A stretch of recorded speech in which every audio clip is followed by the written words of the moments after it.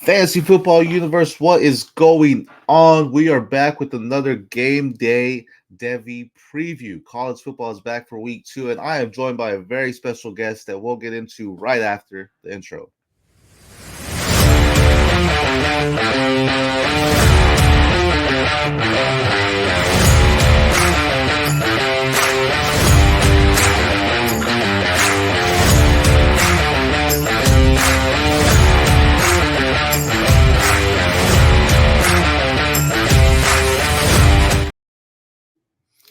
Fantasy Football Universe, how is it going? I am SC Romero. You can follow me at X on at the PPR. So here to bring you our DEVY game day preview, and I am joined by a very special friend, one of my favorite colleagues when it comes to talking DEVY football, my man Spencer at Buckwild Sports. Spencer, how's it going today?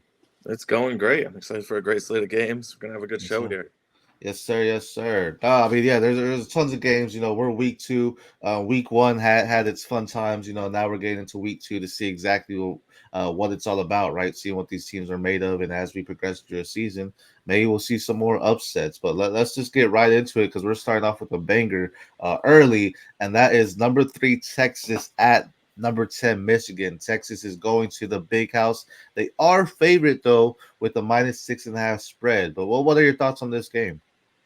Well, I think honestly, Mich didn't look that great last week. I think Texas is gonna cover this game. Oh, I know we got defending champs. The defense is always gonna mhm. be something to put up with, but that offense, I don't know. Yeah, they really look like a new monster going into the SEC. Someone that can actually do some good work there. I mean, Quinn Ewers looked pretty good. The surprise there for me was wide receiver Ryan Wingo, right? The freshman wide receiver going out there last year, putting in some work and actually led the team as far as yards, receiving yards. Had 70 receiving yards in week 1, leading the team and 4 receptions behind Isaiah Bond by 1 with 5. But then also you have Matthew Golden, who had 2 touchdowns. He had just a field stretcher, had 2 touchdowns, 50 yards, and 3 receptions.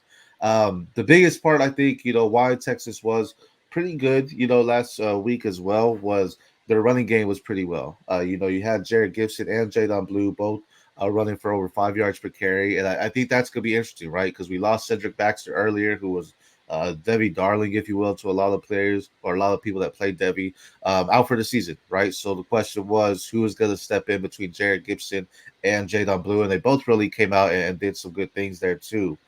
So Michigan is definitely going to have their hand full, but at the same time, they have some players too. Colston Loveland look really good, right? Colston Loveland, tight end.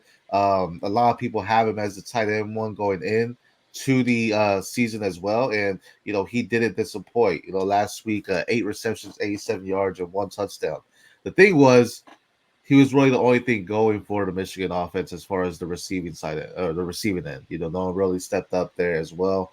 And then they had some good running backs too. Donovan Edwards and Killian Mullins, both did well. Mullins did better. Donovan Edwards only 2.7 yards per carry, where Mullins had 6.1. So it's going to be interesting to see what that spread is too. On my FFU prospect pulse, I targeted the running backs on both sides because if they're running two-headed monsters, both of them got to keep it going, right? To keep their legs fresh, especially in some games like this where the defenses are going to hit hard. They're going to bring it and they're going to make sure they're, bringing everything. And like you said, defending champs, right? They have a lot to do for them. So it's going to be interesting to see what they can do there as well. As far as the spread, yeah, I think Texan covers because I think they could win by 10 minimum at least. But Michigan, man, at the Big House, man, that's not easy to go in there and win. So that's gonna be a fun one to watch, regardless. So that's the that's like starting off, this week too. So this is an early game. This is a noon game. So this is exciting. Any last minute thoughts on the game? Yeah, I think I want to keep an eye on Ryan Wingo as well. True freshman kind of coming out like that, making a statement is huge. I know a good chunk of that came kind of like when Texas was already way ahead, but Mm-hmm. I think he proved that he can handle it. Trey Wisner, I also want to keep an eye on Texas side. I think he punched in a touchdown last week on limited carries, but he looked good when he was doing it. So Mm-hmm. a third running back in that room that desperately needs it. And I just want to add that I'm out on Donovan Edwards. He needs to show me something this week, or it's going to be that stock is just going to keep plummeting. He really, Yeah. really needs to step up. Yeah, I was just see that he didn't enter the draft last year, and he went back and I think he assumed he was going to be the lead role, get that Blake Corum treatment, if you will, maybe. But they really split up in that week with them. Like I said, him and Mullins, and they're going to have their hands full against two good linebackers, Anthony Hill Jr. and David Benda, who returned back, who was there last year as well. They both know how to get around the ball, know how to get some run stops and get physical at the line as well. So that's going to be very good to see there. Next year, though, we have Bowling Green at number 8, Penn State. Penn State favorite to win 34 and a half or minus 34 and a half. What are your thoughts on this game? I think that this is probably going to be a blowout, but it's going to be some interesting. I think Bowling Green is going to put up more of a fight than people are expecting. Terrion Stewart is kind of like a sneaky player. I think I don't hear a lot of buzz, but he was PFF's number one player overall in the MAC last year. I think he had a 95 grade on a whole. Mm-hmm. He doesn't catch, but he can run, and obviously Fan and Junior, Baby Ninjoku as I call him, like he's a great tight end. He's fun to watch. I think those two players could make this closer. It all depends on Alar though, in that Yeah, running game. Penn State. yeah, no, 100%. Because you mentioned Terry Stewart, and I think it's Penn State, and we've seen teams struggle, right? Like we talked about Oregon last week. We won't talk about that, but we can talk about, what I mean. So, Yeah, with Terry Stewart, last week he had 161 yards and 3 touchdowns as well. So, if Penn State's defense is struggling to contain the run, it could be a long, long day for them there too. And then you talked about Drew Alar. Um, Drew Alar has shown flashes of brilliance. He has also shown flashes of, wait, is this the guy we want on our team? Right? And Bowling Green has a senior defensive lineman in Anthony Hawkins who knows how to bring the pressure.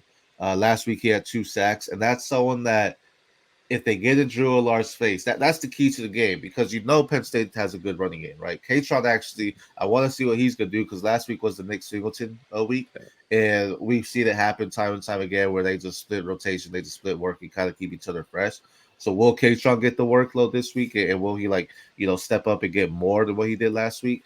But really, it's gonna be down to Drew Alar. If that pressure is getting to him, that could be the recipe for success, or at least the recipe to keep it closer than what we expect in Bowling Green going against Penn State there. So that's gonna be nice to see there. Um, I I think they cover this though. I mean, I don't yeah. see Bowling Green. I think Penn State could get up early, and then it's just they're just dog walking all over it at the point of that too. So, any choice of an upset here? Do you think? I don't see an upset. I could see Bowling Green maybe covering, but I don't see an upset. Yeah, and my one last thought, I just want to say the name Hayden Wallace exploded last week. Just keep an eye, see if he's still the guy. That wide receiver room in Penn State is wide open. Yeah. Well, do you have 5 receptions? I think over 100 yards and 2 touchdowns. Yeah, So, it was a great game.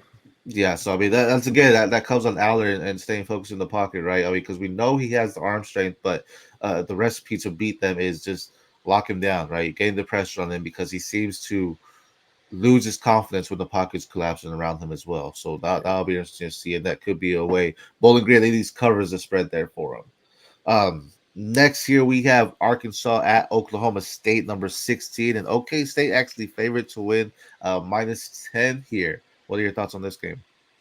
I again, this is going to come down to I could see Arkansas covering this and maybe even upsetting, and it falls on their quarterback Taylor Green. Mm-hmm. I kind of he was electric last week. I think I'd love to hear your thoughts on what you think of Taylor Green and whether he Mm-hmm. can kind of keep that going. Yeah, I mean, well, a lot of big part of that too was they had a solid running game as well. You had Jaquilin Jackson who put up over 100 yards for them too. Yeah, Trying to bring it up here for them. But Taylor Green, as you mentioned, did very well too. Just below 70% completion. And that's gonna be also key. Getting that Oklahoma State defense kind of off guard. And yeah, it's a team that if you get them with a good uppercut, you can really, do some damage for them too. But Oklahoma State has some top guys too. I talk about linebacker Nick Martin all the time, but then they also have um, safety Trey Rucker as well that can do some damage for them too, who actually led the team in tackles. So it's very gonna be something for them where Trey Ginn can go out there and do it, but at the same time, um, the recipe for Oklahoma State, and this is where they realized it towards a few weeks in last season, is feed Ollie Gordon. Yeah. For the first couple of weeks they weren't doing it last year, and then they started feeding him, and it was like, wait, this is a whole new offense now, and that's a big part for it. Is go out there and feed him because the wide receivers need to really step up, right? Do have a wide room. They do have some good talent there, but they can be stopped. And Ollie Gordon is someone where if you're not stopping them, though, they're just going to run all over you. And Arkansas, I think, can get exploited there too. Yeah. But on the same end, on their offensive side, if Jaquin Jackson could go toe to toe with Ollie Gordon, it could be a slobber knocker of a game, if you will. This is a very tight game, one of our tightest ones that we're talking about today. Um, I gotta take Oklahoma State, man, because I like Ollie Gordon. I think he's in contention for the RB1 of the class right now, my RB1. But it's a very tough game, and this is SEC, right? So you always gotta play its factor. SEC play some good defense and everything, so it's gonna be big for them. But I think Oklahoma State can cover this. Yeah, I tend to agree. I think, the only way that Arkansas kind of covers is they come out that uppercut, as you said, kind of take them off of running the ball. But if they get going, score 2 touchdowns early, they're just Mhm. gonna they're just gonna run that down, and Ollie Gordon's gonna go off. Yeah, yeah, that's a big part. In a lot of games, you just have to, get the first strike, if you will, first blood.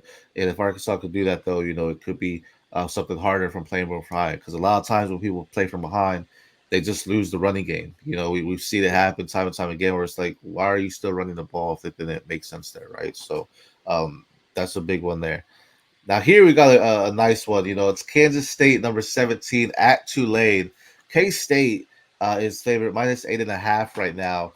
Um, Tulane, man. I talked about this game in my prospect post on Fantasy Football Universe. Go check out the website as well. But Tulane got a wide receiver that has been patiently waiting for his time, and it feels like he finally got his opportunity there. And that's Mario Williams, who had 4 receptions for 124 yards. That can be a difference maker. But on the flame side, K State has excuse me, a solid quarterback in Avery Johnson. They have DJ Giddens, who's this running back class. We've said it, you've said it, is a very deep class. DJ Giddens is one of those. What are your thoughts on this game?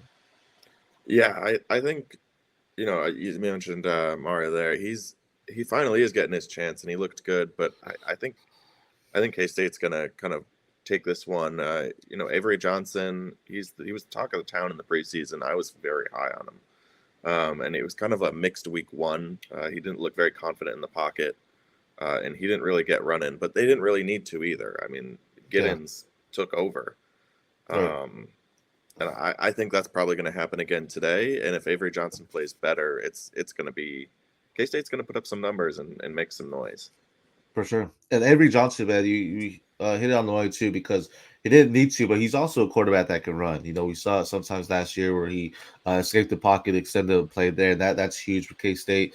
And as far as Mario Williams, K State has a strong safety in the back too, and VJ Payne, who's very versatile, who can lock him down too. So this is a solid matchup for me to see Mario Williams because I really liked him when he came out as a freshman. And then, like I said, he's been patiently waiting for that time to shine. And I feel like he finally got it at Tulane. And that's what you love to see, right? When people transfer over, it's like, all right, we talk about Malachi Nelson at Boise, right? It's like, you transfer, man, I want to see you go out there and ball, not transfer and just be on the bench again. So Mario Williams is going out there in Tulane, having a good time. And let's see what he can do because I think if they had that solid receiver there, that's a big part. And also, Tulane's running back Makai Hughes, he struggled last week, and I think that's a big part for them to get him going. He had 4.2 yards per carry.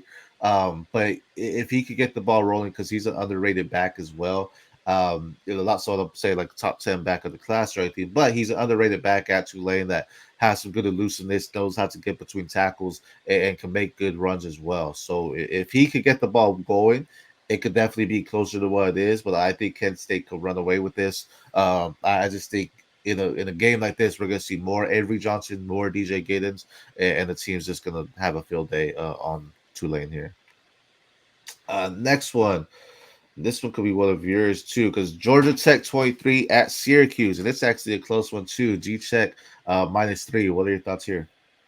I think that this is a game. I think Syracuse is going to upset. Actually, this is I think the first one that I see an upset coming.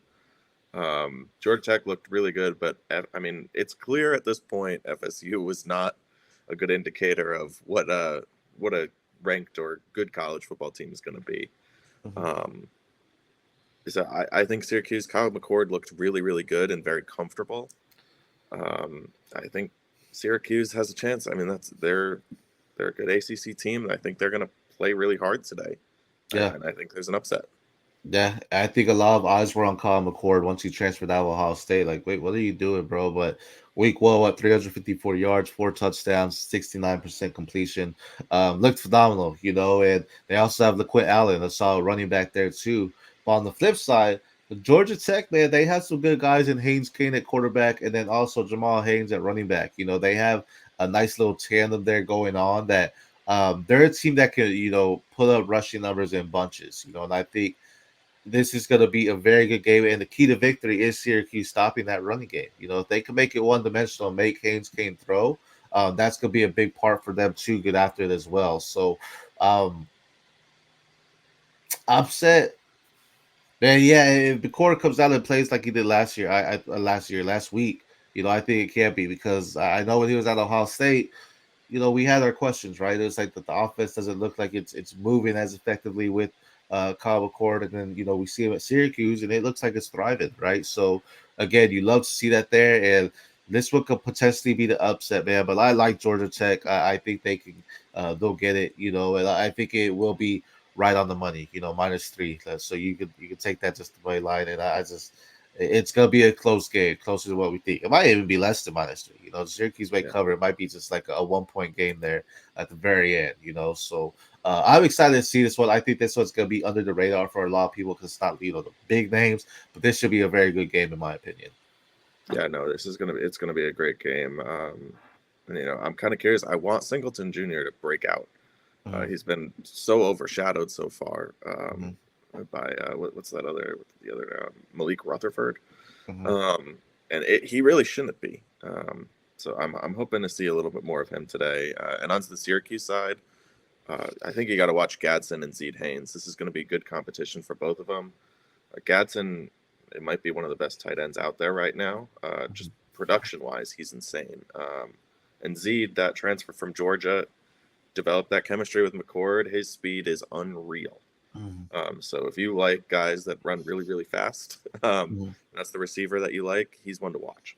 Yeah, and Singleton, man, like Eric Singleton, they used him in the rushing game with attack well too. So that was a big part there for him because they kind of exploit him in different areas of the field there. And he's someone to watch. I think he's a very talented receiver, knows how to get some separation, has the speed to break away as well. So that could be something big as well if they're able to shut down Jamal Haynes. Using Singleton in different packages there too for him as well. Um, this one, this one, we may not talk about this one long, but Tennessee Tech at Georgia, number one overall, Georgia's favorite -53. And I say we might not talk about this all, man. I try to go through and look at the games because I want to talk about just both teams, and I try to figure out, all right, what is the case of Tennessee Tech winning? Like, how can they do it here? And even though their quarterback put up 3 touchdowns, I just there's no way. I mean, Georgia should absolutely blow this out the water. Only reason why Tennessee Tech is scoring is because in the fourth quarter, Georgia has every single freshman on the field just trying to see what they can do or something. But what are your thoughts here? Yeah, it's not. I mean, it's going to be a fun game if you're a Georgia fan. I was looking for the same thing, and I ultimately came up with for Tennessee Tech, nah. Um, that was that was all I could come up with. Sure. I think the most interesting thing about this game is seeing Nate Frazier again. Mhm. ETN is going to be on that field, but this is going to be a blowout. So Frazier should get a lot of run again. Um, Yeah. but other than that, yeah, it's going to be Yeah. starters off by halftime. And that's a big part because Frazier did really well last week, and like you said, Trevor Etienne was out last week, but he should be back this week. So see what he can do or see what he does in the offense because he's very good in pass catching. Right, he had 100% pass catching targets last year, And so that was a big factor in bringing them in for Carson Beck to have that dual threat type of running back because he is a good runner too. But Nate Frazier looked really well as a true freshman, and at first it was like, man, I thought they were gonna try to rest her, but excuse me, the work he got, it's like I don't know if they really are, man, because I think with Etienne there and Frazier, man, they can definitely have an established just 1-2 punch that just knocks people down consistently. And so this is a game where it's like, okay, ETN probably gets to start, right? What are they going to do? When is Nate Frazier going to get in? Is he going to get in? Or are they just going to have the ETN so until it's a blowout and then we see Frazier there again?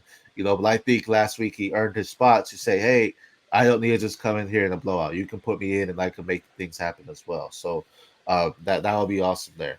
But yeah, I don't see if Georgia Tech loses this, the whole DEVY CFF community is just gonna go crazy, and we're probably never gonna watch college football again. But that'll be big. But they should cover the spread hands down. I mean, even 53, that's a lot though. So I don't know, but I mean they should. They may not, right? If they're like, Yeah, oh, we're up by 40, we're just good. They coasted it, but I mean, I could see Georgia putting up 60 here easily. yeah. No, yeah, it's not going to be a game. I mean, I'm honestly surprised that there are even lines out. um, Yeah, this is usually one of those games that they just shut it down. So it's almost like a trap game because you're like, oh yeah, Georgia should cover this, but they could, like I said, be up 40 and then just coast, right, and be like, oh, we're good. We don't need to do yeah, anything. We'll just go run it down the rest of the way. So I wouldn't necessarily take this because it's so heavy, but I mean, I wouldn't be surprised if Georgia puts up record breaking numbers here. So we'll see. yeah. Um, Next one here is Northern Illinois at Notre Dame. Notre Dame fifth overall. Notre Dame is favored minus 28. What are your thoughts here?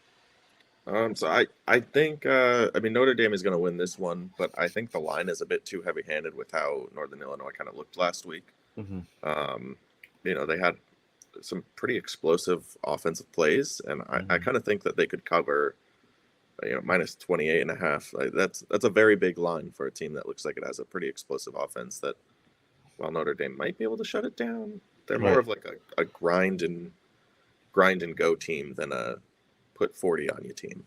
Right. And with that, when you talk about the explosive, quarterback Ethan Hampton, 90% completion. That's phenomenal, last week. And the best part is he had 5 touchdowns, and each touchdown was to a different wide receiver, which is huge. That's a big part there. Shout out my guy Mike at Dynasty Dogs. How's it going, brother? Thank you for joining. But that was a big one there, and what it just feeding the wide receivers, right? Because a lot of times you see a quarterback that can have 5 touchdowns or so, and then all of a sudden you realize, 2 or 3 of them are just the same receiver. But he spread the ball around. He made sure everyone got involved. And if he's able to do that this week, it could be tough sledding for Notre Dame. I don't know, like you said, if Notre Dame necessarily covers this, I do take them to win there. When Jack Kaiser, their linebackers on the field, the defense looks better. They're definitely someone that could get in your face, and make plays happen there too. And then on top of that, let me just make sure I get my notes here correctly. For Notre Dame, Riley Leonard kind of struggled for them, right? He didn't look as efficient as we thought he would be. So that's gonna be a big part. And if we see some struggling here as good, it's gonna be some red flags to be on Riley Leonard. Because I thought going Notre Dame, he would definitely enhance everything and be a little bit more. What's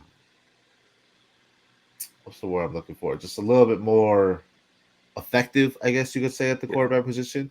And he didn't look also well. They did win last week as well, but man, that was very hard to watch with Riley Leonard there. So it, unless he gets it going, Northern Illinois, like I said with Hampton, I mean, this could end up being like a shootout if Hampton gets it going. So I'll take Notre Dame, but I must not take the spread here. yeah. That's I think and I think that key name to watch for Northern Illinois, Trevion Rudolph finally looks healthy. I think he Mm-hmm, had over 70 yards from scrimmage last week.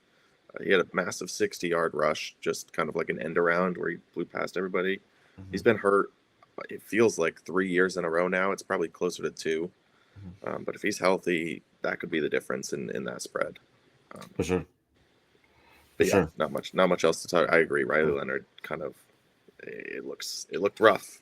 he needs to show something. Mm. It's at Notre Dame, so I mean, I guess I could give them the benefit if they win. It's because it's at home, but still gonna be a big one. Yeah. Uh, this next one is a surprising one too, because Baylor at number 11 Utah. And Utah's favorite minus 14 and a half. Um, you messaged me, talk about Cam Rising, how great he looked, right? And 5 touchdowns, three to his tight end, Brant Cute. Both were injured last season. Both came out and had themselves a game. The offense just looks better when Cam Rising's on the field for Utah, right? But on the opposite side, you have a good quarterback in Daquan Finn, who last week threw 2 interceptions as well. So that was very big. And Utah has a defense where you can't really play around with them. Doesn't matter who went into the draft, who's not there with them anymore. They have a good coaching system in play where the Utah defense is always just a slobber knocking, hard hitting, in your face type of defense. What are your thoughts here? Yeah, I think Utah is probably going to blow it out. They just Cam Rising looked really good. He looked back settled. Brent Queeth is going to be that wild card. He had some really great play. 3 touchdowns on 4 catches last week. Yeah. Um, and Dejon Stanley looked explosive as all heck in the passing Mm-hmm. game as well. Um, there's not a ton of star power on Utah, but there, as you said, that scheme and that team, they always play hard, they always play tough, and they put their best product out. So Yeah.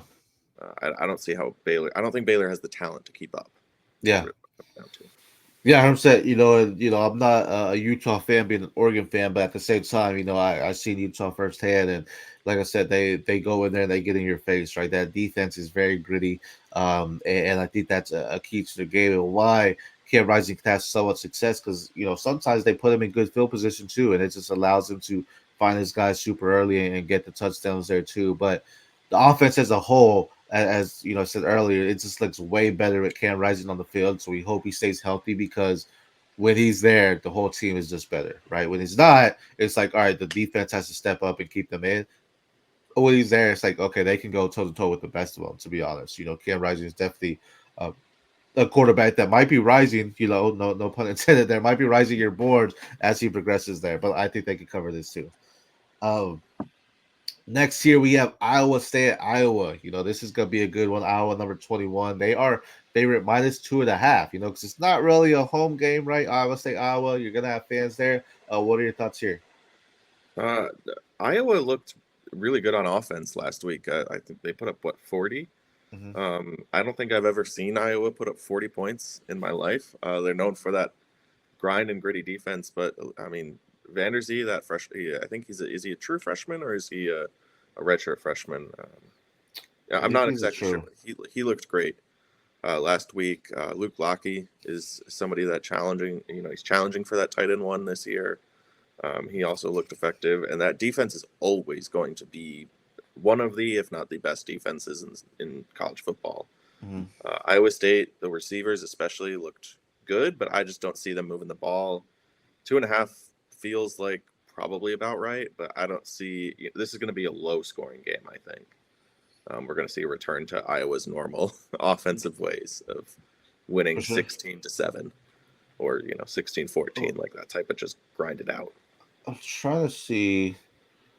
So with it, Vanderzee, I mean, this kid is a freaking just a red zone monster. I mean, he has has the length to stretch his hands and catch the pass there as well. But when they find him in the end zone, I mean, this kid just goes up there and gets it. I mean, one of the plays last week was basically a Hail Mary, and he jumped over 5, 6 defenders and made the catch and brought it down for a touchdown. So he looked phenomenal getting his play time there. Gotta talk about Jay Higgins, the linebacker for Iowa, just a guy that's all around the field, sideline to sideline speed, knows how to get in the face as well to stop the runs there. Actually, let me see. This is I meant to check it earlier too, but Abu Sama, the Iowa State running back, I know he got banged up. I don't know if he is playing though. Let me double check here. Yeah, I feel Yes. like the news that I was looking at, it didn't seem likely, but I haven't seen an update this morning. Yeah, though he was banged up. Let me see here. Let's see where is he at? I have to go through my C2C leads to see if he's there or not because ESPN doesn't have the right update quite yet for him. Yeah, Let's I'm not seeing see. an update yet. Yeah, so that would be a key. Um, I thought he had him in like every league, and I can't see him anywhere in any of my leagues. That'll be a big part though for him because that's very huge for him. You know, as far as the running game and what he can do, he's definitely an explosive back. But if he's banged up, I mean that's gonna hurt them in general there too. Um, I don't know why I don't see him anywhere. So that'll be something to watch. If Abu Sama for Iowa State does play, you know, Iowa will have their hands tied, you know. But if he doesn't, then you know I think Iowa could come around with this because that's a huge part of their offense that ends up missing as well. But either way, this should be a fun game to watch. In Yeah, 2.5, um, I think I take that. I don't know if Iowa covers that. I just again, it's not really a home game, right? You're in their state, yeah. so that'll be big for them. Next one here, Jacksonville State at Louisville, number 22, and Louisville favorite 28 and a half. What are your thoughts here? I mean, Louisville probably covers that. I mean, 28 and a half is kind of always a big spread for a team that isn't necessarily the most explosive, but they're a good football team. Ja'Cory Brooks looked really good last week. Yeah, I think Louisville probably covers. Jackson State just doesn't have quite enough there to put it up. Yeah, and the biggest part here is for Louisville, they really deployed three freshman running backs. You know, Yeah, you have Brown that came out, Isaac Brown that came out and did very well. You know, 24.6 yards per carry with 5 touches. You know, but then you also have Watson and Duke Watson, and then Brown and Kajon Brown. You know, both all of them got their time, and all of them were effective as well. You know, everyone over 7 yards per carry there, and so it's very nice to see it. It's rare that you see three freshmen on the field like that, but Louisville made it happen. And they also have Tyler Saw, you know, who did really well there too. You know, having 4 touchdowns last week as well. So that's where I think they can cover it. Jacksonville State, we see them, you know, in the past do well, but that was also when Prime was there, right? So we don't know. They're a good team, but I think Louisville's offense has too much firepower that they can get down the field quickly, and it's just gonna have them jump ahead, and they're just gonna end up rolling over them in the end there. yeah. They're and Jacksonville State, their big kind of transfer, Aaron Paul from Georgia. After a couple of years of knee injuries, he was supposed to kind of like make that running game pop off, and he I think it was 1.3 yards a carry, buried Mhm. in the depth chart. It just their gambles look like it just didn't pay off for him this year. So gear up for next year. But Yeah. yeah, it's going to be Louisville. Which is sad, but that goes to show on like Debbie teams because I feel like when Paul was coming when he was a freshman, you know, a lot of people were high on him. They're like, oh, he's gonna be great. Injuries happen, and it's like, okay, you know, he's not there. You know, the talent is there, but sometimes, man, when you get those injuries, not that they're necessarily lingering, but they affect your game coming back, right? You lose that step, or maybe you know, mental state. It's hard. You know, Yeah, it's hard to come back and say, hey, I'm afraid to get hit again, right? Because I know the trauma or the pain that went through the rehab that I'm afraid to get hit again and go through that all over again. So, not saying that's the case for him, but that does play a big part, you know, when it comes to people like that. So that's gonna be huge, and just seeing how he can bounce back and you know do something well. He transferred for a reason, but also he got recruited to Georgia for a reason. So if we can see the reasons why he got recruited to Georgia, that would be a big part there. yeah, Um, Next one, Middle Tennessee at Ole Miss. Ole Miss number 6. Ole Miss favorite -43. This should be an easy cover, right? yeah. It really should be. That Ole Miss offense looked great last week. And Yeah, Middle Tennessee, Vadiato, I don't know if I'm pronouncing that right. Their yeah. quarterback there. Um, he was kind of a sneaky guy that a lot of people were talking about, and he looked kind of rough last week. Hmm. It's going to look more rough against Ole Miss, I think. Yeah, Jackson Dart, I think I'm back in. I Yeah. was out. I think I might be back in. Trey Harris looks great. Antoine Juice Hmm. Wells looked explosive. If he's back full snaps this week, and Caden Lee was also great. Hmm. So I think Ole Miss covers easy. That offense looks explosive and fresh. Yeah, no, I mean, Ole Miss, before the season, you know, were my dark horse to win the SEC. Jackson Darno is a dark horse for some to win the Heisman as well. And, you know, last week, what, 5 touchdowns, you know, so Yeah, he definitely shows it. To me, I was comparing him to the Spencer Rattler trajectory, where Yeah, there might be a game where it's like, bro, you shouldn't have lost that game, and not necessarily like a Middle Tennessee game, but like a game where it's like y'all were up and it, you just couldn't close it out, right? But that'll be big for him and what he can do there. But I'm excited for Jackson Dart, man. I think he has the mindset on what he needs to do, the confidence to go out there and ball. He's been through it, man. He's been through it. You know, he's had slander on his name, but at the same time, he continues to go through and battle and lead his team there as well. And the receivers look great. You know, he looks Trey Harris, like you said, looks phenomenal. A speedy guy that could get in and out of his cuts. And then Juice Wells is a strong physical receiver as well. So those are two guys that can definitely help him and just elevate that. And the running game didn't look, bad as well. You know, what it comes down to is for Middle Tennessee, unfortunately, is I just don't think their offense can hang with the Ole Miss defense, especially as you mentioned, Vadiado. Definitely looked good last season, and for CFF leagues, I think he's a great guy. I wouldn't start him this week, but I think he's a good quarterback to have because I think in the weeks to come he can put up the numbers for you. But this is a week you're not starting him, right? Because I yeah, just the Ole Miss is one of your prime SEC defenses. Where if you think about SEC defense, you're looking at a team like Ole Miss because they're physical. They know how to get there. They have speed to match up against wide receivers. They have guys in the front seven to bring pressure. Princely Manali. I don't think I said that correctly, but they have different guys there as well. So I think that's what it's going to come down to: is Middle Tennessee's just can't match up against the defense. Where Ole Miss is going to be able to run pass all over the Middle Tennessee defense there. yeah. No, I agree. Next one here, Florida A&M at Miami, number 12 overall. This one's interesting because on ESPN I could not see a spread, so I did not put one here. But I'm assuming because it was just out the water and they have Miami possibly blown out. But that's also just me assuming because Florida A&M is 2-0. So is there a possible upset here, or is Cam Ward too much? No, no, no. I think ESPN was probably right to take that down. Florida A&M, they're off to a hot start, and the schedule committee was like, we need to humble you. We're probably going to win these first two, and here's a humbling. I think with Miami, Cam Ward's going to do it again. He's probably going to be sitting at halftime. I think the two names that I'm really curious because it's going to be a blowout. I want to see Damian Martinez actually take over. He's, hype transfer, talked about with the great guys of this class, and he looked kind of just okay last week. Jordan Lyle, the freshman, I think Mark Fletcher's going to get his work, but I'm not too worried about him. But Jordan Lyle, I want to see pop off, and then Isaiah Horton is kind of a sleeper wide receiver, big guy, very fast. He was 4 for 70 last week. I kind of want to see he's going to get in and playing time because they're up. I think he's a sophomore this year. I'm very curious to see what he does in this game, but it's going to be a blowout. Yeah, no, I agree. I'm a huge Mark Fletcher fan, so I love that he had 2 touchdowns last week. Martinez, though, from Oregon State, checks for raising, and it's actually nice seeing him and Cam Ward play together there too.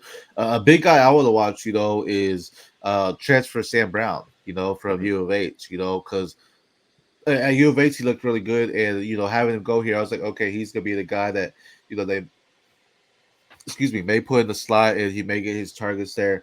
Really didn't do much with his opportunity last week. Had 3 receptions and 19 yards. So I want to see that. That could be more so on, they didn't really need it to happen. Cam Ward was going off and they just looked phenomenal as a whole, as a full team. We know Xavier Restrepo is the wide receiver one. We knew that going in. You know, didn't really expect Josiah Trader to get much playing time there, freshman there as well. So I was thinking Sam Brown was gonna go out there and beat the two, right? Elijah Arario, their tight end looks very well as well. Yeah, that's a sleeper tight end in my opinion because I think he has the versatility and the athleticism to be good at the next level too. I like what I saw in Cam Ward, but I'm curious on how he can spread that ball out more because I think to me the receiving room, including their tight ends, is an underrated room. Like we're not Yeah, talking about them enough, but they have talent of some guys that can definitely rise the draft boards as the season prolongs. Of course, that goes against Cam Ward to make sure he's getting to it. But we know Cam Ward has an arm, so we know it's not something where he has to do quick dump offs. We know he can throw it, down the field and stretch it. So it's like which receivers are actually going to make the most out of it and get those plays as well, will be a big part. So that's really what I want to see here because it's Florida A&M. Like the running game probably will happen, right? So that's it, it may not, but I want to see more of the wide receivers happening because I know Cam Ward's a good quarterback, but I also know Cam Ward is someone that because he relies on his arm strength a lot, that he sometimes forces the turnovers because he's like, I'm just gonna chunk it up. And it's like, bro, sometimes you can't necessarily do that, right? So Yeah. I'm excited to see how this receiving room grows and how it develops. You know, it's hard to really give you the full answer after week one. But like, I think as we grow, we're going to see a lot more growth within it, and it's going to be a lot closer to Restrepo than what we saw in week one too. Yeah. No, and Sam Brown's a good call.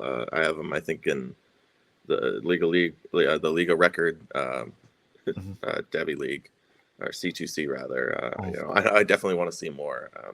A lot of talk of him as a potential round two guy, and he just yeah, didn't look it in week one. So yeah, no, agreed, agreed. And again, I think that's just a testament where they have some nice talent around them. You know, and the whole receiver room can definitely do well. Um, Here's the next one: South Florida at Alabama, number 4. Bama favorite, -31. Thoughts here? I think Bama should cover this pretty easily. They looked really good. Jalen Milroe looked like again. Jalen Milroe looked much improved. Yeah. I think that I'm hoping that we see him pass more this week. He Mhm, threw 9 total passes or something like that last week. mhm, He didn't really have to. I think he's going to have to throw a little bit more in this game. Um, mhm. but Byron Brown is a good quarterback. I think he's actually a sleeper. I'm curious to see if he puts up numbers in this game, and that's how they could cover. But Alabama looks high powered once again. Justice Haynes, Jam Miller, Mhm. all the pieces come together. And true freshman Ryan Williams was the story last week. Yeah, and that's gonna be curious to see too. Is again, you talk about growth in wide receiver rooms. Right? I think Alabama, you know, they had plethora of talent. That was a question. They had talent all around. Kobe Pinter's, Kendrick Law, Jeremy Bernard, where a lot of people were high on because you have Matt DeWar there, what he can do now, and you know Bernard went with him there, or Kalen DeBoer, excuse me. So that's gonna be huge on is Ryan Rose really gonna be the show? And also, you know, Justin Haynes, you know, because Jam Miller got the carries, but Justin Haynes, you know, busted out 85-yard run there, and you know had 102 on the day for 4 times. So uh, this is gonna be interesting because with South Florida, man, Byron Brown is a great CFF quarterback. I don't know. I don't think he's gonna be left at the next level. He'll get drafted, maybe, but he's backup. He's not gonna be a starter. Yeah, But either way, you know that's okay. I'm not knocking the talent because talent is there, but we didn't see it last week. And if we're not seeing it from him, we're not seeing it from the South Florida offense. And for them to cover the spread, because Alabama should win this, for them to cover the spread, they need Byron Brown to step up and do more. You know, and that comes with the playmaking ability. You know, I don't feel we saw that enough last time. Where you know, go out there, make it known that you can, you know, rush, kind of get the defenses off balance to beat Alabama. And it seems like still, even in the DeBoer season, is you have to catch them off guard. You know, you have to make them, you know, do some trick plays, and not necessarily like wildcat or anything like that, but trick plays where it's like do things they're not expected, right? If you have the wide receiver go on the out route, but then he has to come up the middle last second, then you could hit him right in the middle because people are focused on that out route, whatever it may be. So I really want to see Byron Brown. That's my key guy because for CFF, I think this is a great quarterback. Alabama's gonna be hard, but it's not about him winning. It's just about how do you go against these tougher opponents, right? And when it yeah, comes to the smaller schools facing your big time schools like Alabama, and not that South Florida is necessarily small, but it's about how do you go in at Alabama, how are you going into them and competing, right? It's not about though if you win, phenomenal, but how are you just going in there and compete so you're not getting dog walked on as well. So that would be big for me to see here. yeah. No, I fully agree. I think he's got some NFL upside, as you said, backup. But he has to show that he can compete, or he's never going to get touched by an NFL team. For sure. For sure. This next one, we won't mention wide receiver one because I think the wide receiver one after last week is someone else. But Buffalo at Missouri, number nine. Missouri favorite 34.5. Bird is still my one. I know Chet had a great season, but I just said that we weren't going to mention it. The first thing I said was mentioning it. But this is actually an interesting game because as much as Burden is the one, Brady Cook. Um, it could have just been the matchup. Like I just want to see more. Burden, what, 49 yards, 4 receptions, and then it was like, all right, they're done with it, right? So um, it could be they're saving it right, kind of reserving the energy for the tougher matchups there. Buffalo has, shout out my guy Dino, has a big wide receiver in Nick McMillan as well, who can definitely make some plays for them too. But again, you're going Buffalo versus the SEC defense. I think Buffalo or Missouri wins this. Covering the spread, man, it's tough when you get these, but Missouri should be able to handle this. What do you think? Yeah, Missouri. I agree. Missouri should be able to handle this. I also agree. I want to see more from Burden this week. He's not my wide receiver one. I know I hear you on it, but I kind of want to see him do a little bit more Mhm. running routes. This isn't exactly the game where he's going to have to, though. This is going to Yeah, be just get him out in space. He should have like 200 yards and 3 touchdowns. yeah. I'm curious to see Q1 Lacey got some run last week for Mhm, Missouri. Pretty mhm, highly touted freshman running back. mhm. I kind of wasn't expecting him to get much work early in the season, so I was curious. He looked good. But this Yeah, freshman running back class, it was talked about as like, oh, this is a bad class. This isn't a good recruiting class of running backs. But so far, they've shown out pretty well. yeah. No, agreed, agreed. And these early time, and this is where you kind of get red shirts, right? Because they get them the playing time early because it's against um your I don't want to say weaker, but that's really the key. It's against your weaker Yeah, opponents, right? So it's like this is your time, and we're gonna get out ahead of the game, and then you're gonna go in there and get some playing time so we can see it, and then you don't really get that down the field anymore either. So this will be big for them to see it, to see someone like Keon Lacey. I'm curious if we're gonna see Crutchfield, or wide receiver, go on there, but he might just be a full red shirt there. And I'm saying that because I expect a blowout here, but I think Nick McMullen out of Buffalo, can definitely stretch the field and get a big play or two in and be fantasy relevant for you. So, as much as I'm taking Missouri here, if you're getting A1 on Buffalo side, I would say it's that Nick McMillan, after watching the tape, it's like, okay, this guy can go out there and get it there. yeah. Um, Next up, we have Kansas, number 19 at Illinois. Kansas favored 4.5, minus 4.5. What are your thoughts here? Yeah. I think this is actually going to be a sneaky fun game. Kansas should win, but you never. I think this is going to be tougher than we expect. Caden Fegan is, I think, a very like. I don't know if he's under the radar. He feels under the radar to me for how good he is. Mhm, I think that he's. It's going to be a heavy run game. Devin Neal and Jalen Daniels mhm. probably going to get a lot of run. I think it's going to be tight. Um, Yeah.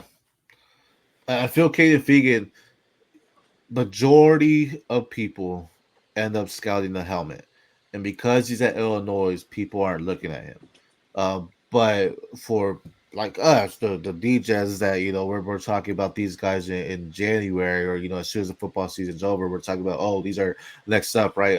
Caden Fegan's a phenomenal talent, and he could definitely be the key to the game because if whenever you have a solid running game, you open up more options because you can do fake handoffs, you can do play actions, things like that. Some teams get very spicy. They do flea flickers more, so if they get the running game going, right? So you have these different things that can happen.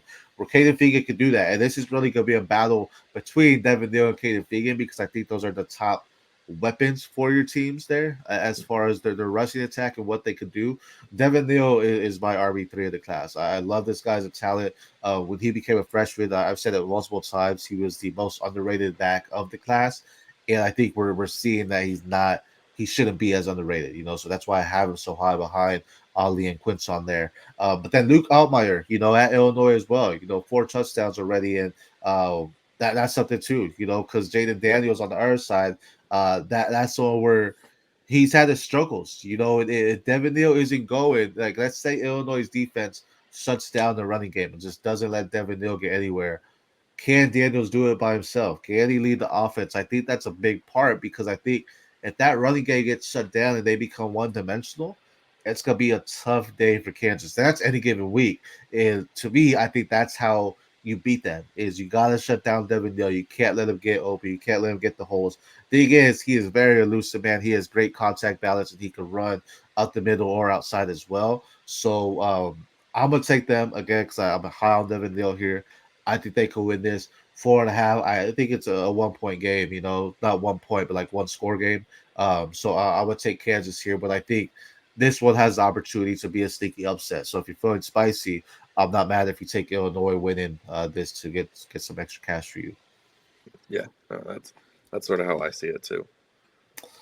Next one here, Western Michigan at Ohio State, number 2. Ohio State, 37 and a half right now.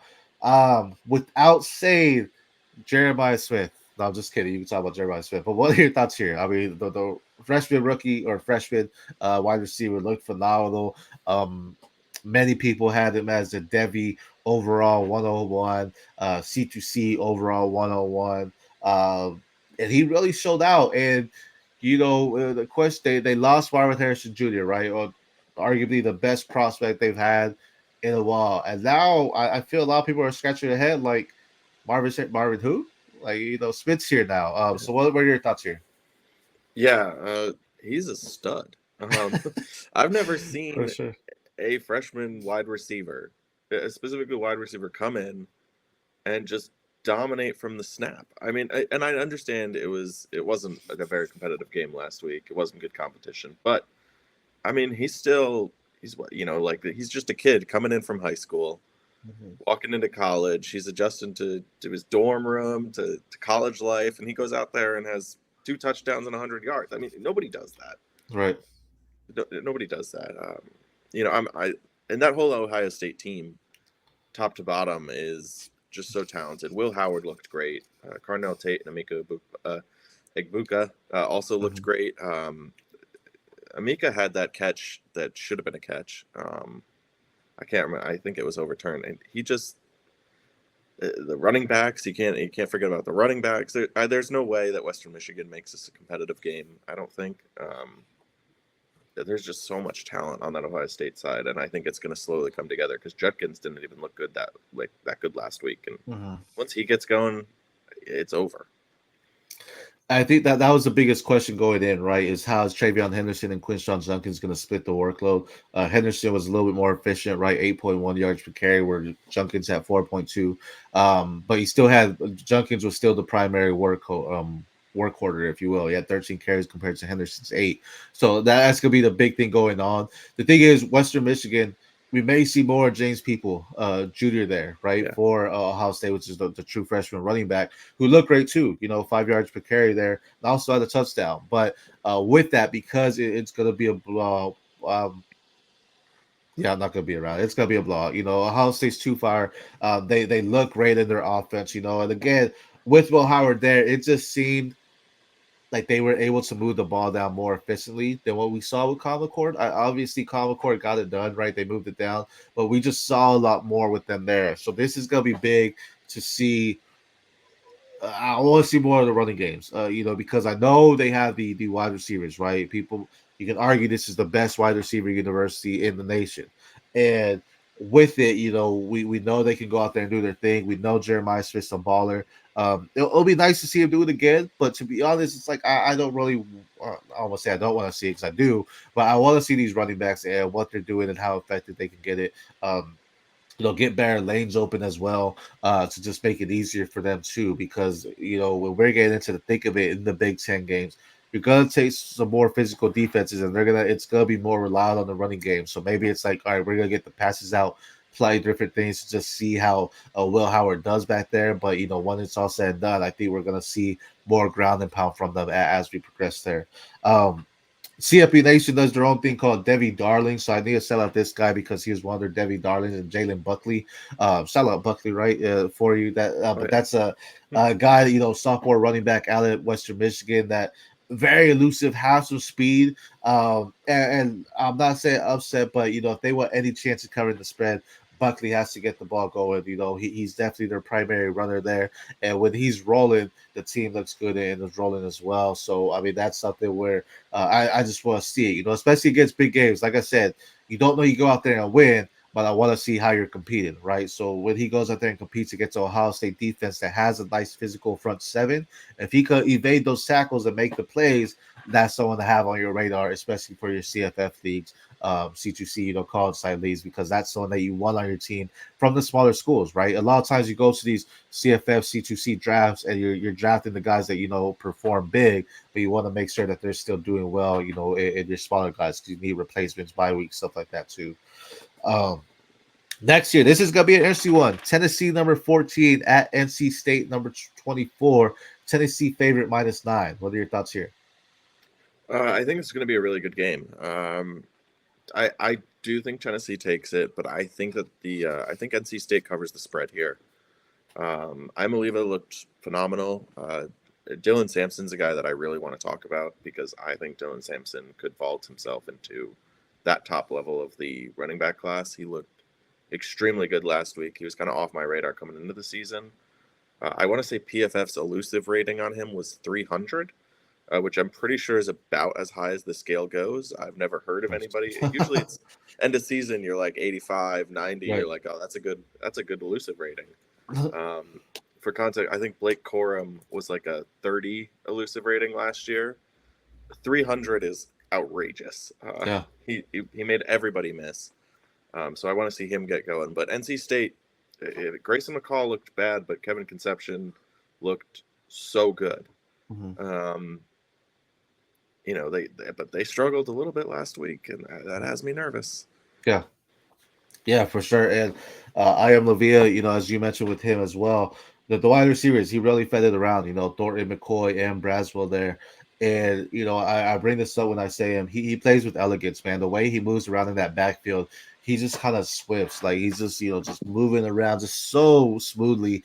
And the way he throws, man, everything in his motion is just so like I said, elegant, man. Just watch him. It's Yeah. like watching a violin player just playing like an orchestra, man. It's just so beautiful watching him in the backfield, what he can do and make the throws there. But it helps when you have a running back like Dylan Sampson there. As far as NC State, I want to see more of Noah Rogers. That was a guy that Yeah. transferred from Ohio State. That I know the eyes are on Kevin Concepcion, but I definitely want to see more Noah Rogers there and what he can do there too, because that was somewhere last year when it was Ennis, Carnote, and Rogers, you're like, oh snap, Ohio State has the next big three, and then Rogers, 3 for 43. I need to see more involvement there, especially when they get to teams like Tennessee, for example. They know Kevin Concepcion is their guy, so they know they're going to cover him, right? So you have to have these other guys step up. The tight end there too. Justin Jolly is someone to keep on the radars for them because he's someone there that can make some things happen. Yeah. But that's a big part for him too, And Jordan Waters looked great though too. So Yeah. we talk about Tennessee. James Pierce Jr. Had some pressures last week, but it wasn't the 101 I was wanting to see in James Pierce Jr. So if you have someone like Jordan Waters that can make the plays and have the running game be effective early on, this could be something where NC State could potentially pull up the upset. I gotta take the SEC team here, but I definitely think they can do it. It's at NC State, so that could be a big part. Maybe why it's gonna be loud. I feel the NC State crowd is bigger now that Concepcion is on their radars and people know, oh snap, we have a wide receiver that is gonna be a top prospect moving forward until he says he's not. It's all in his hands to lose his draft rankings there. But that's gonna be big. I do think this is a closer game. I think it's gonna be a 3-point score, if anything. Yeah. I No, wouldn't. I agree. I wouldn't touch this game to be honest, because I feel it could very be an upset. So I wouldn't touch it as far as bets go. Yeah. No, this is it's one I want to watch, but not sweat through. Right, exactly. I just want to enjoy the players on the field because on both sides of the ball they have playmakers. I just want to enjoy seeing playmakers, and it's gonna be a shootout because we've seen Grayson McCall shoot it out as well. We know I Yeah. am Lavia has the arm talent, so I think this is actually gonna be a pretty high scoring game and a shootout, but a close scoring game too. Uh, Next one here. This has to be a bounce back one. Nichols at LSU, number 18. LSU favorite -47.5. After their loss to USC, LSU is thankful for this game because they're gonna go out there and just put it all on the field and be like, look, man, sorry, Nichols, but you're getting the rough end of the stick, and we're just gonna come out here and just dominate you. What are your thoughts here? Yeah, I mean, after that loss last week, I wouldn't be surprised if LSU keeps their starters for all four. Yeah, Um, Noose he looked good. He didn't look special to me. Kind of in that like second round NFL draft caliber type of quarterback where he does enough that makes you go, yeah, he could play, but not mhm, enough to make you go, he could elevate. But for college, about as good as it gets right yeah. now. And his chemistry with Kyron Lacey, who I have as he's a sleeper to be the wide receiver one of the class. I kind of have him around like 3 or 4 in the class right now. He looked great in the first half, and then he disappeared. Yeah. They got Aaron Anderson, the Alabama transfer, involved, and Mason Taylor also looked great. But I'm kind of curious to see if Caden Durham gets in after the unfortunate injury to John Emery Jr. I was about to Um, say that Emery go down. Yeah, okay. yeah, he's done for the year. I think ACL, Yeah, which stinks. And then for Nichols, they'll also play football on the fields with LSU today. That's about all I yeah, got. It's not going to be great. yeah, yeah. Like they'll play football for sure. At least we hope. I mean, they Yeah, may build their basketball team out there and be like, we just need guys that can go out there and get some catches here. yeah, Yeah. The biggest part will be the LSU running game, right? Because we know what the wide receivers are. We know what Nuss is. I mean, we know as a fact that they're good, right? They have it. So who's really gonna step up? Because even last year, I feel their running game was their weakest link on their offense, right? yeah, And so with Emery down, and he had I believe it was schooling last year where he just had to get his grades right to stay on the field, and he necessarily couldn't. There's just a lot of off the field issues on why he was not there. So with him down though, who's gonna step up there? Caden Durham. You talked about the freshman class, how like people weren't really as high on him. He's a good running back. You know, he runs shoulders down, has speed. He has the elusiveness to get outside. He can run up the middle. He can get small. So definitely interesting to see what he can do if he gets it. You know, and I think that's yeah, going to be a big focus here because this is a team. No offense, Nichols, but this is a team where it's like if you want to try something new, do it here because if it's not working. You can score on the next play, right? You can do a deep pass, Kyron Lacey. You can do a deep pass to um, Art Anderson or whoever you need to, Mason Taylor if you need to, and get the play in bunches. So try something new and see what it is. So I think their running backs this week will be on heavy rotation. Just yeah, we may end up seeing LSU run the hot hand here with their running backs moving forward. But this is a good game to experiment with the running backs to see, all right, who has the hot hand right now, who's someone that we could get some more practice reps in during the week for our games leading down the schedule as well. So I'm excited to see that. LSU should beat this spread. I mean, I would be surprised 50-55 here for me on the spread. yeah. Um, No, and that's the other running back. I think Caleb Jackson. He's getting a lot of I think Felix Sharp of C2C has talked him up a ton. mhm. Um, and I didn't see it personally, but he's got to show out this week for sure if he wants Yeah, to stave off the rest of that backfield. And he's for got sure. more opportunity than he ever had.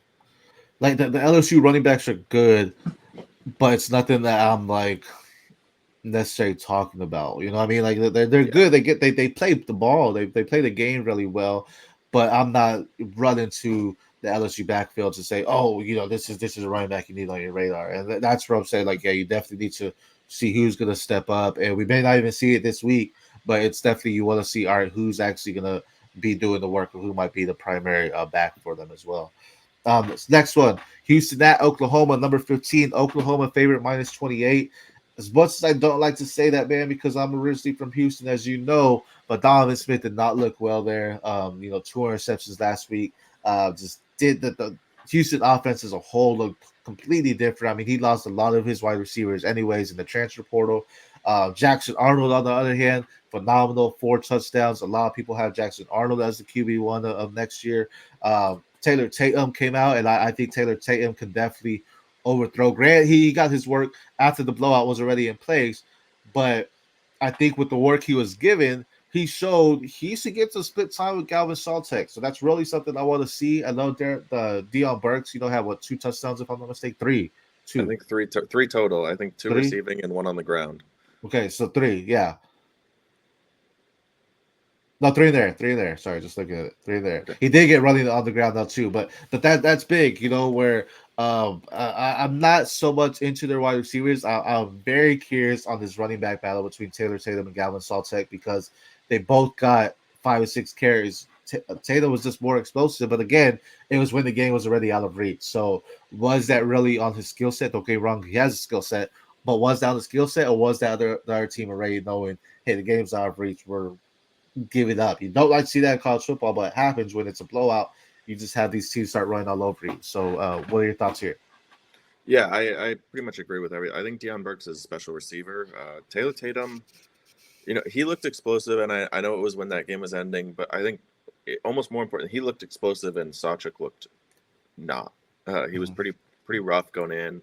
There was a huge split in carries in that backfield, so I could see Tatum just chipping in, chipping in. Oklahoma's a team that wants to win, so they're going to do it through any way possible. And Taylor Tatum's one way that they might say, red shirt, who cares? We need to win. For sure. Um, Yeah, no, I but mean, yeah, I like him. He was someone you could have got in late rounds there in Taylor Tatum. A lot of people were taking your other running back, freshman running backs earlier, and Taylor Tatum was probably RB5, RB6 when it comes to the freshman running backs. But definitely, I think the talent's there, and it's gonna be excited to see what Arnold does with this offense moving forward. And maybe they could run that tandem out with Sawchuk and Tatum. But this is another game where it's like it should be pretty decent blowout. So what we see Tatum earlier is gonna be what I'm watching here. Um, this next one here, Appalachian State at Clemson, number 25. Clemson favorite 16 and a half. Is Dabo Sweeney on the hot seat? almost certainly. Um, Clemson fans have been calling, I think, for him for a few years now. And his comments after last game, it's just not the comments of a coach that is leading a program that should be contending for the national championship every year. Mhm. And maybe that's hot takey that Clemson should be, but I think that should be their goal is to compete for a national championship. For sure. Um, Well, they've and been he there. kind of yeah he's staked it on Klubnik, and that was a bad Oh. bet. It looks like he's too inconsistent. Um, Mhm. the running backs didn't look great. Maffa's fine, but it didn't look good. Mhm. Antonio Williams and Brenningston looked really really good actually, but the rest of the receivers. And I'm kind of curious with Moore and Brian Wesco. Do you think they're kind of stuck in Clemson right now, almost like a no escape situation and middling, or do you think that there's hope for this for Klubnik to step up? Um, I mean, there's always hope, right? You always want to have hope. That's just being that never will give up, right? So there's always hope. But reality is, yeah, I just don't see that this. I mean, they should win this, right? It's against Appalachian State, but Appalachian State, man, always has a solid running game. They always have guys that can make it happen, and now they have Makai Jackson there. Uh, Clemson, the thing with Clemson, why they're staying in is their defense. I can't remember what it was, but Dabo came out and said, if they're in the transfer portal, they're not good enough to play with us. What? Yeah, Like Evan Stewart was just in the transfer portal, bro. Like you could have went to yeah, go him. Cam Ward was in the transfer portal. And guess what? I would have taken Cam Ward over Klubnik. Like, what are you talking about, man?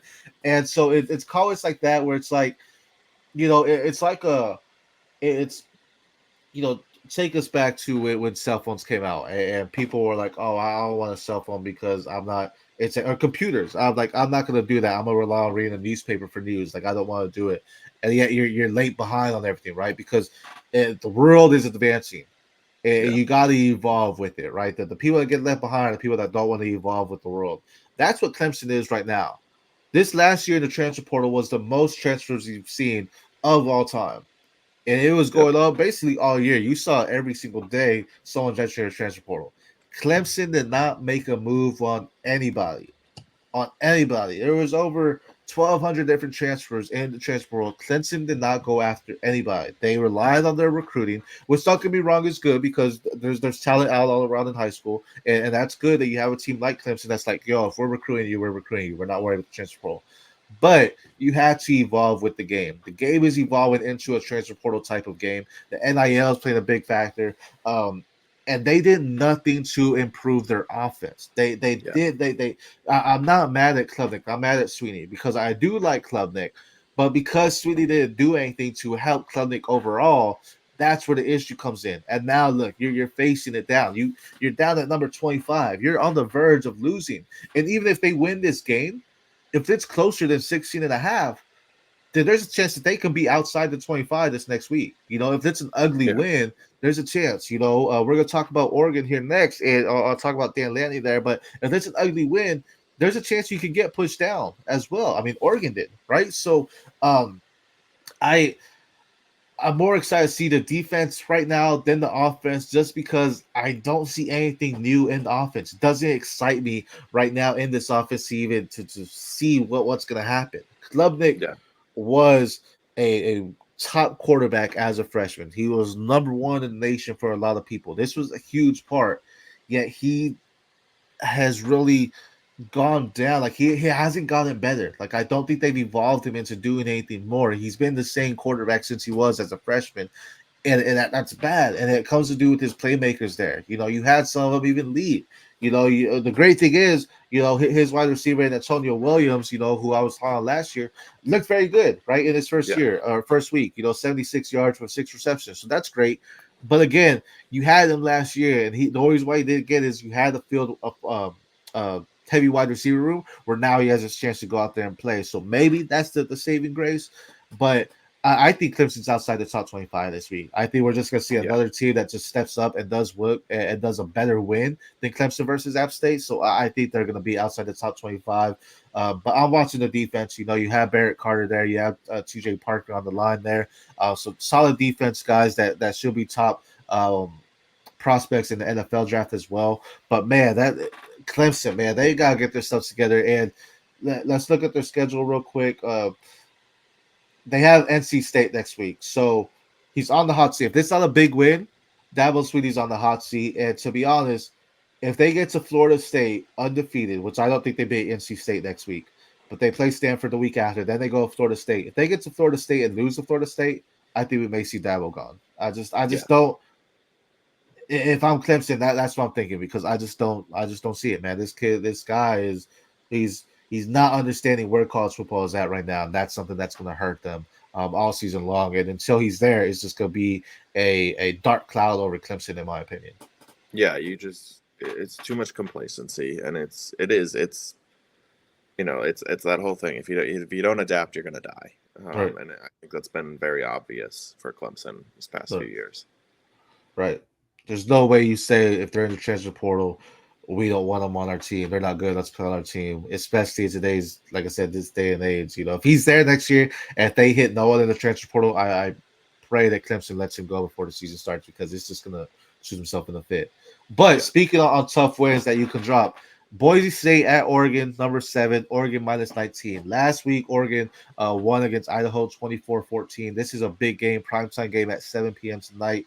Um, After the game, Dan Lanning said, "I'm not disappointed in the result. I'm disappointed in the process." And those words really resonate with me, just in life, right? Because you can go out there and get the results, but the process you do to get it is something that you have to really consider, right? A lot of people become uh, excited about it, right? That they say certain things and are like, "Oh, we're here and we're winning it, and big things are happening."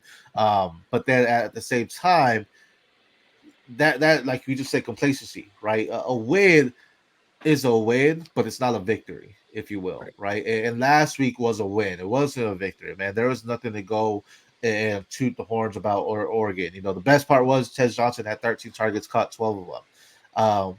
The worst part is last week, Boise State, Austin Genty, to some RB1 of the class, RB4 for me, it is right now 6 touchdowns and 237 yards. Yeah. Oregon struggled last week, and Jency has the electricity to shock the world, and he can do that on the big stage at Austin.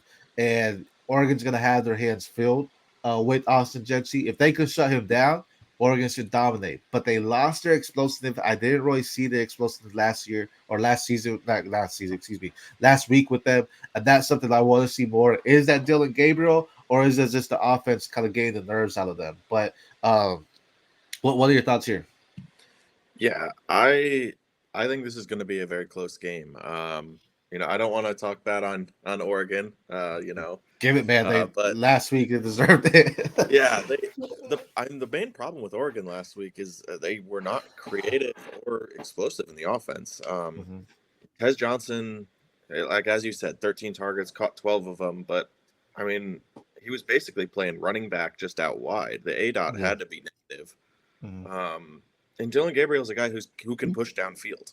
Mm-hmm. He can run. He's a dynamic quarterback, but he didn't look dynamic last week. Um, the biggest spark I think in the offense, Jordan James looked really good.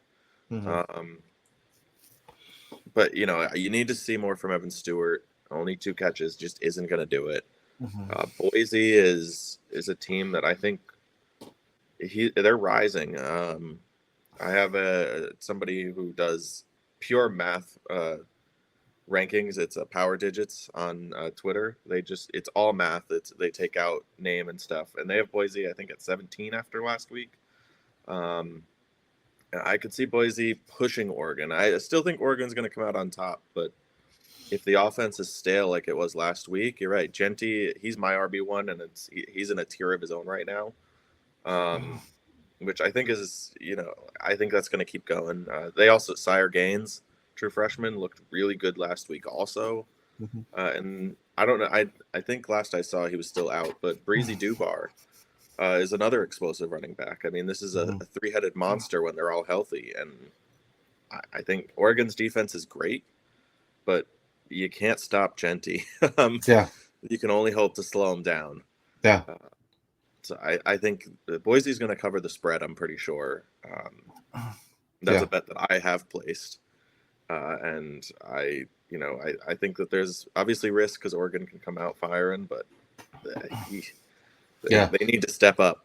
Now, I know they're in practice this week. They definitely, they took it to heart. I know Lanning wasn't going easy on them this week, especially after seeing Boise State, Austin Jetty run wild in week 1. So I know that's a big part. But outside Tez Johnson, the big weapons were Kenyon Sadiq and Terrence Ferguson. They're tight ends. So their wide receivers were really quiet in this first week. Trayshawn Holden looked good, and then like you said, Evan Stewart, right? He was the talk of the town coming in as the transfer. But yet he wasn't like they need to focus more plays on him because he saw that kind of be explosive as well. Or maybe what we saw there was really what it was, right? But I think more shots downfield are needed. We didn't really see that happen a lot. And not that we saw it more with Bo Nix necessarily, but Bo Nix did get Troy Franklin downfield a lot. So that field stretching needs to happen more. Jordan James looked great. Noah Whittington, first game back, he came back from injury, but he looked good when he got his carries. And so that's a good, nice two-headed monster for them too. But against a team like Boise State, man, when you have a running back like Austin Gentry that can bust out an 80, 90, 100-yard run at any given time because of his speed and his elusiveness and what he can do in the open field, you need to be able to strike. And that's something where Oregon didn't do last week was they just didn't strike effectively. Last year Oregon could strike, you blink and they're already in the end zone. You're like, wait, what Yeah. I miss? I felt I could have closed my eyes for 10 seconds and I could have still seen Oregon on the field. Does that, you know what I mean? Like they lost that explosiveness. Hey, we just didn't see it. And maybe it's going to the Big Ten where their focus was, hey, we need to be physical, right? Going into it. So that was a big part. But man, they had heavy things. So I think Boise State can cover the spread. I hope they don't. I hope Oregon comes out and this is Dan Lanning's wake up to this nation and say, nah, man, we belong in the top 3, if not the 1 overall. And as much as Boise State, if they can shut it down, again, we talk about the wins. If they could keep Gentry to under like 120, that would be a win. Yeah. But I think he could run ball and get like 150. But the Oregon State front 7 is really nice. I like the rotations that they have the defensive line. So if anyone could do it, it's them. But it's gonna be a tough game for them, even that option, in my opinion. Yeah, no, it's gonna be a fun game. 2 more here, then I know games are going to be kicking off here soon. But Northern Arizona at Arizona, number 20 overall.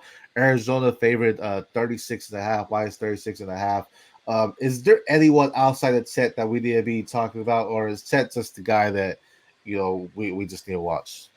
I think the guy throwing him the ball is interesting. No Fifta is a guy that I think could be a fast riser in this quarterback class.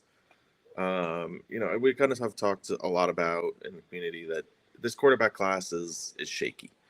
There's no real clear top guy. I think Carson Beck has been anointed, but I don't think he's earned it. Mm-hmm. I think Fifta could potentially climb into that discussion if he keeps balling out. I know he worked almost exclusively through Tet last week, Mhm. but he's a guy I kind of like the way he looks in the pocket. He does get tunnel vision, but I mean, who wouldn't when you have Mhm. Tet? Right. I'd Just also throw it have to him. tunnel vision. The guy I was throwing to was almost Yeah, guaranteed to catch the ball and take it somewhere. for Um, sure. For sure. but yeah, I think that's the connection that the only one you really have to pay attention to this game. I don't see anyone else on Arizona worth talking about. Yeah. No, for sure. I mean, Fafita is great. You know, Tet 304 yards last week. And the funny thing is, man, with Tet, I was talking about who's gonna step up and be their wide receiver too. I mean, they don't need it. You know, he showed it last week. You can legit just one wide receiver sets just with Tet out there, and he can still go out there and dominate. So this would be another big week for him. You know, he's definitely wide receiver one to many people. His size is there, the athleticism. The best thing about him, like you think about like a Drake London, someone that's tall as well, that did well, but he didn't have that agility or the elusiveness as much as what Tet does, man. Tet Yeah, runs like he's like a 5'11, 5'10 wide receiver with his speed, right? His long yeah, strides make it happen, but then his length and his wingspan allows him to go and win contested catches. So he's definitely a wide receiver that can just dominate. Like he's someone that could be the red zone target, but he's also someone that you could throw it to, 5 yards out, and he's gonna make it a 50-yard play. So he does everything well. Krosky Moret, the running back looked good too. This should be an easy cover for Arizona. Their schedule's got to get harder as we progress because next week they play Kansas State and then they play Utah next. So the next 2 weeks are big, but I think this is another blowout, and I think this is something where I know we talk about not covering the spreads, when it comes to this deep, but I would take Arizona in this. I just don't see Northern Arizona having the firepower to shut down Tet. And maybe they do. Maybe they triple team Tet all game and he's not able to do it. And then we see another wide receiver for Arizona step up, but I just don't see it happening. yeah. No, I don't think they can. Tet is what we wanted Quentin Johnson to be. He Right. just is. He's that huge, while also being quick and elusive guy. He's unreal. Sure. Sure. Agreed. He might be this year's Brian Thomas Jr. as far as touchdowns, man. He may blow it out the park, to be honest. So Yeah. last one here. Utah State at USC, number 13. USC favorite -28. What are your thoughts here? I like USC a lot in this one. They looked really good last week. The defense was, I think, the story. I don't. We've never really seen a USC defense like play competitively like that. Miller Moss also looked like a legit quarterback prospect. I kind of wasn't expecting anything. I thought, his job might be in jeopardy after the first couple of weeks, but he looked very good. Another riser to watch. Uh, Kyron Hudson, obviously, those catches were unreal. Ricky Pearsall like. Mm-hmm. So I think, the names I kind of want to watch because I don't see this being a super close game. The wide receivers like Zachariah Branch, Deuce Robinson. Is there more in the tank there? Can they go out? Can Branch actually get downfield? And then Quentin Joyner needs to step up. Um, the Woody Marks is nothing special, and if Quentin Joyner can't beat him out, Quentin Joyner he's not going to be a thing. He's just Yeah. going to be a home run hitter and maybe an undrafted free agent in a few years. Yeah. No, I agree. He was someone I took late and Quentin Joyner, so I definitely want to see more on him. But Woody Marks came out and did his thing. But as you said, it was nothing very like special where I was like all over like, oh, he did this to that, but he got it done. Yeah, Against week one, I think it's more on the LSU defense just taking a slap on their chin and not doing anything. So that was a big part for me. It's like I just LSU defense just was not there in week one. So this will be interesting because Utah State has some good wide receivers too, and Kyrie White and Jalen Royals. Both of them had touchdowns last week. Kyrie White had 2 and 131 yards. So that'll be big, and what I thought was going to happen last week could happen this week, because last year USC's defense was horrible in the secondary, like horrendous in the secondary. Like anyone could throw on them, a blind person could throw on them. It was so bad last year in the secondary, and these are two wide receivers that can exploit those mismatches and get those gaps, or just find the soft spots in the zone coverage and get those open. So it'll be interesting if Utah State can get that rolling. it could definitely be closer. USC should win. Miller Moss, like you mentioned, did look great. I do want to see more Zachariah Brooks. I know Hudson was the key guy, a lot of it though was I feel like the wide receivers for USC were making a lot of spectacular catches. The ones you see in Madden where your arm goes into your body and you come up with the ball kind of deal, right? It's like Yeah. those were the kind of catches I were seeing it. So was it Miller Moss doing great things, or was the wide receivers just showcasing their abilities, right? So I think we're going to see that a little bit more this week. Miller Moss, not take anything away, 378 yards, but this game is not LSU, so it should be better than what it was against LSU, right? So this will be big. It could low key be a shootout, but I think it's going to come down to USC having too much on offense compared to Utah State, so they should win. I actually don't want to say I'll cover this spread. I just think Utah State can come out here and at least cover the spread. That they won't win, but I think they can at least cover the spread there. Yeah, it'll be more competitive, I think, than the spread says. But yeah. Well, there you go. That is the top 25 here for our DEVY game day, man. I appreciate you jumping on. Is there any last minute games before kickoff happens that you're interested in watching today? Auburn. I want to see those freshmen again. They're kind of they came out and showed out last week.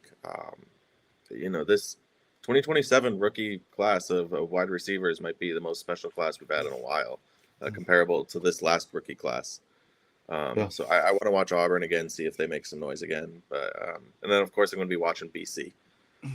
But that's not a game that anyone else should have to watch unless you're a BC fan looking for a blowout.